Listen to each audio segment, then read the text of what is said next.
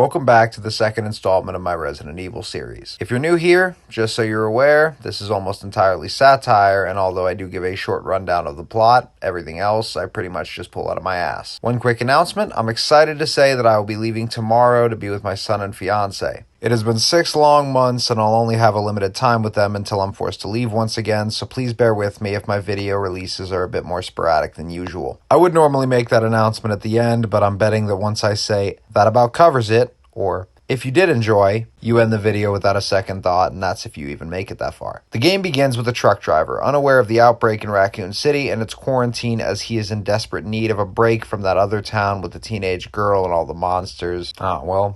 More occupied by that 5 for 5 deal than the road and his safety for others, he plows into a woman walking on the highway. Well, no point in checking the damage. There's no way she's not in pieces at this point. Just call for an ambulance and finish that burger you were so damn concerned with before. Elsewhere, we are introduced to Leon Kennedy, a rookie police officer for Raccoon City Police Department, and a university student, Claire Redfield. I'm sure anyone watching is aware at this point, but for canonical purposes, yes, Chris Redfield and Claire Redfield are siblings. They're all both stopping outside of town at a local gas station before they notice a zombie inside politely attempting to return the bathroom key. After deciding that the gas station burritos may not be the most viable option, the pair decide to team up and make their way towards Raccoon City. During their drive, they learn that the police department is where all refugees for the outbreak are instructed to seek shelter before the aforementioned truck appears behind them and the driver inside, now questioning the burger he ate and holding back an unending wave of diarrhea, loses consciousness, narrowly missing the pair's vehicle, separating Leon and Claire. The pair, thinking quickly and not intelligently, decide to meet up at the police station where assumably hundreds if not thousands of possible infected residents are gathered to spread the infection. Leon reaches the police department, but surprisingly it's void of life. COVID hit everyone hard. Leon does eventually discover another officer alive, but seemingly not well. He goes to meet the gentleman as he attempts to pull the man through the small gap as he is halted by something on the other side. But you ain't got no legs, Lieutenant Dan. Damn, those zombies eat fast. Leon recovers the man's journal and quickly learns that the man can't doodle for shit. Making his way back, can't believe this game didn't get an E rating, Leon is accosted by some zombies that are outraged they are being victimized before being rescued by the true selfless hero of this game, Lieutenant Marvin Brano. Marvin has unfortunately been bitten, but uses what time he has left to help Leon escape. He informs Leon of a possible tunnel before Leon bumps into Claire once again and the pair are still separated, so who gives a shit?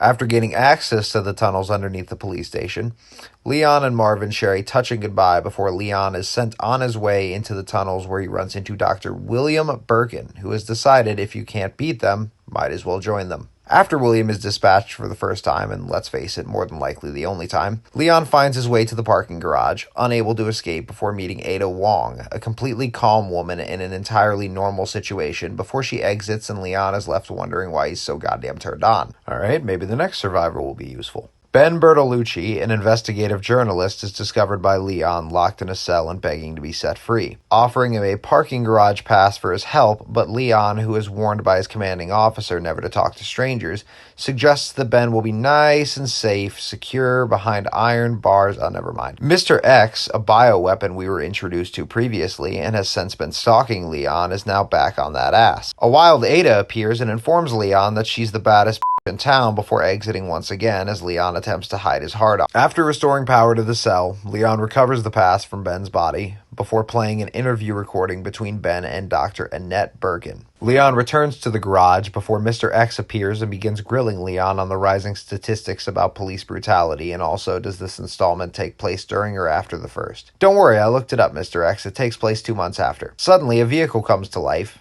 Metaphorically, it's not an Autobot. Ruh-roh. Before crashing into the abnormally large man. Poor guy just can't catch a break. He only wanted to know what the city was doing about the rising vandalism in his neighborhood. Ada informs Leon that she is a federal agent investigating Annette Birkins, who she blames for the outbreak before the pair exit the parking garage and make their way through the gun shop Kendo and meeting its owner, Robert. Robert's infected daughter appears to break the ice. Robert is outraged that Raccoon City police could let this happen, and before this scene becomes any more depressing, let's move on. Leon and Ada are separated briefly as Mark Zuckerberg makes his second appearance to date for the franchise, and the situation erupts when Leon is forced to cut things short to get ahead.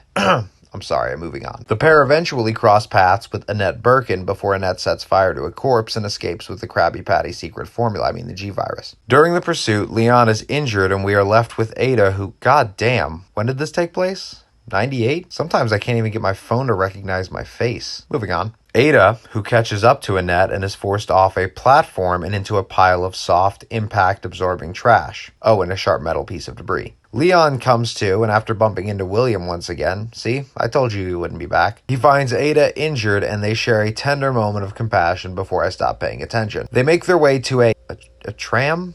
I don't know what that is. And the moment continues as Ada begins expressing romantic feelings for Leon before they part ways once more. Hell yeah, I'm finally gonna lose my virginity. Leon discovers a recording that gives a bit more insight into what happened to William Birkins as he is being investigated for unpaid parking violations and loitering without a permit before the scene turns ugly and the team is forced to take lethal action. This is what our tax dollars go to, by the way. Once more, William returns to give his corroborating testimony to the only police officer left alive before his wife Annette arrives and sprays it with, what is that, water? Before William loses his balance once again and falls deeper into his emotions. Close to death, Annette gives us the G-Virus and warns Leon that Ada is not a federal agent and is in fact a mercenary before passing away. Feeling heartbroken, betrayed, and still a bit aroused, Leon meets up with Ada and shares what Annette had to say before the two agree to couples counseling to work through their problems. Oh no, they just went straight to gun violence. The lab begins to collapse around them and Ada nearly plummets, Leon holding on to her for dear life. The G-Virus is dropped and seeing no other way out, Ada lets go and Leon is left vulnerable. Aw, well at least you got some stories to tell your grandchildren someday. One wacky summer. Leon is now on a countdown before the auto-destruct system initiates, but before he leaves, he stops to have a chat with Claire, who's surprisingly still alive. They do a bit of catching up before Leon remembers he might die and continues towards the exit. Mr. X appears once more, adamant he wants to speak to Leon's supervisor,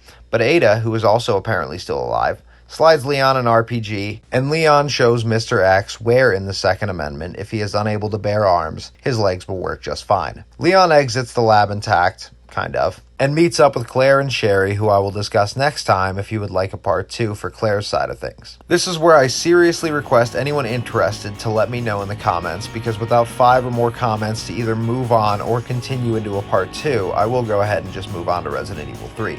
Once again, my schedule will be a bit screwy for the next few weeks, and I do apologize, but I will still be uploading regularly until I do find a good routine. If you enjoyed the video, please like and share. The support really does help.